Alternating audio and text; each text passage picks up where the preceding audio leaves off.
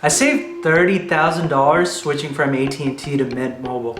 What's up guys, Keith here. Full disclaimer right off the bat, that thumbnail and intro was a little bit of a clickbait, but I technically did save $30,000 by switching. Let me explain how. Now the plan I had with AT&T was $168 a month. I had unlimited talk and text, 3 lines, and 20 gigs of data. All the phones were paid off, so this is just a plan on its own. The plan I have now with Mint is the same unlimited talk and text, 3 lines, and 24 gigs of data, but it's only $68 a month. That's obviously $100 a month. You might be asking, Keith, you say you saved $30,000 by switching, but with just $100 a month, it's gonna take you like 25 years to make up that kind of money. Here's where I would like to take the time to explain the 4% rule. If you have savings in an investment portfolio, 4% is a safe withdrawal rate. That means if you only withdraw 4% of your nest egg every year, you'll never run out of money. When your safe withdrawal rate is more than your annual spending, you're financially independent. So, if you already know your annual spending, the nest egg you need is the annual spending divided by 4%. If you simplify that, it's the same as 25 times your annual spending.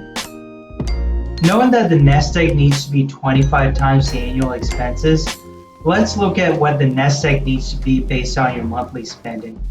Since there's 12 months in a year, the nest egg number would be 25 times 12 times your monthly spending, which is 300 times your monthly spending. This is based on an investment research called the Trinity Study. If you're only withdrawing 4% of your portfolio every year, according to the study, your nest egg should last you at least 30 years. If your goal is financial independence or retirement, what matters more than what you have in the bank is what your burn rate is, or how much you spend. So going back to that phone bill example, that $100 per month savings equates to $30,000 less that I need to have saved up before I'm financially independent. So essentially, it's pretty much like having an extra $30,000 in your portfolio. When you reframe your thinking and relationship with money through the prism of the 4% rule, that's when the true motivation to save money and cut down on your burn rate really comes from. If you spend $25 a month on coffee, that equates to $7,500 more that you would need. Is it worth $7,500 to break that coffee habit? Maybe, maybe not, depending on how much you like coffee.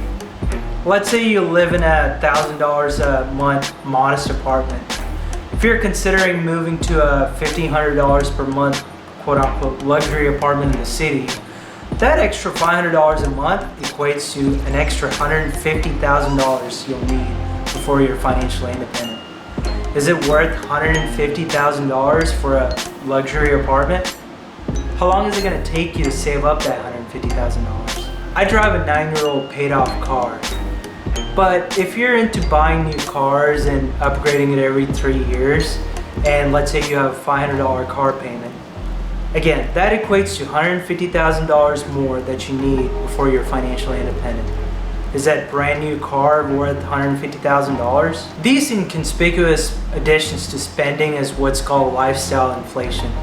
Whenever people start making more money and get raises, for whatever reason, their spending goes up with it too. If you can find opportunities to trim down your burn rate, or at least make sure your spending's not going up, that's the best leverage you have to get to financial independence. But on the other hand, if your monthly expenses are going up by $100 here and $200 there, that's increasing your savings requirements by a magnitude of 300. Hopefully the phone bill example did the job of explaining the 4% rule. The inspiration for this video came from the latest blog post by Mr. Money Mustache featuring a gentleman named Chris Smith. So thank you, Chris, for saving me $30,000. If you're interested in swapping to Mint and you found this video useful, there's a referral link in the description below. It'll help me out and you'll get a $15 account credit as well. And remember, all you need to do is save 25 times your annual expenses and you're financially independent.